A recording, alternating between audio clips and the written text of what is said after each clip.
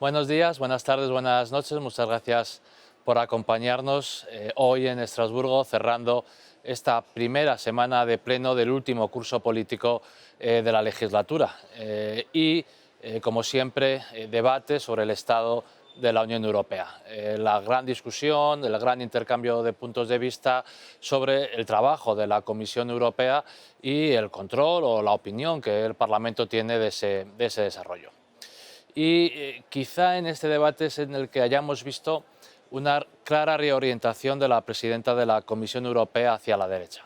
En estos años os he contado y hemos visto cómo la política económica de la Unión Europea, fundamentalmente respondiendo a la COVID o a las consecuencias de la guerra de Ucrania, había estado inspirada por una orientación más progresista, fondos europeos, deuda comunitaria, vacunas conjuntas. Claramente hay elementos para valorar positivamente el trabajo de la Comisión Europea en estos 4 años, pero sin duda Úrsula, yo creo que ya pensando en las elecciones, ha decidido en este discurso situarse más a la derecha o claramente en una posición netamente conservadora.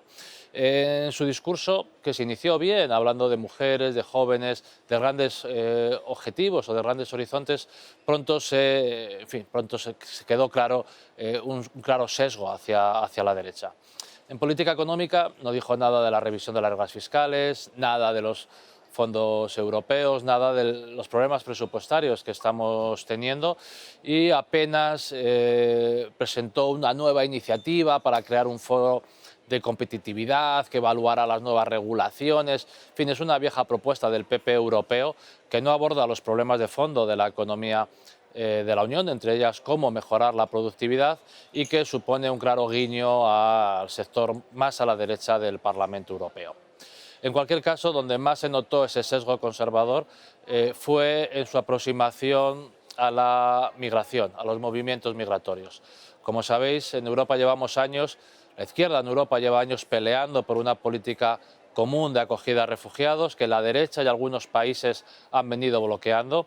Y el discurso de Úrsula, que se inició diciendo que aquellas medidas que estábamos implementando para acoger a los ucranianos tenían que servir de inspiración para África, no significó nada, porque muy pronto dijo que el acuerdo con Túnez, firmado este verano, que en fin, es bastante vergonzoso, aún peor que el acuerdo que se firmó con Grecia, con Turquía, sirve de verdadero ejemplo a los acuerdos que hay que alcanzar con países africanos y anunció la organización de un congreso internacional contra el tráfico de seres humanos. Sin duda debemos condenar y perseguir el tráfico ilegal de personas, pero ese no es el problema de fondo. El problema de fondo es la pobreza en origen y las dificultades para establecer canales formales de inmigración, ante las dificultades también para avanzar en el pacto migratorio bloqueado, como decía antes, por el Consejo. Por lo tanto, una aproximación puramente securitaria, una aproximación en fin, de controlar aún más las fronteras, de dificultar las migraciones, de no ayudar a crear canales legales y oficiales de inmigración que solo pueden empeorar la situación.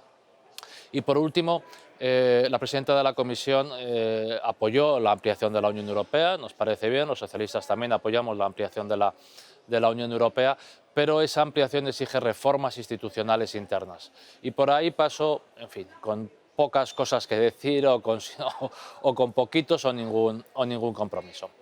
Por lo tanto, yo creo que es un discurso que marca una reorientación de la presidenta de la Comisión, pensando posiblemente en las elecciones europeas del próximo año, que suponen un punto y aparte respecto a las políticas económicas y sociales que hemos visto por parte de esta misma Comisión durante este mandato, y por lo tanto nos alertan de lo que nos queda para este curso político. Así que nada, muchas gracias por acompañarnos, muchas gracias por estar ahí y os seguiremos informando. Muchas gracias. Buen fin de semana.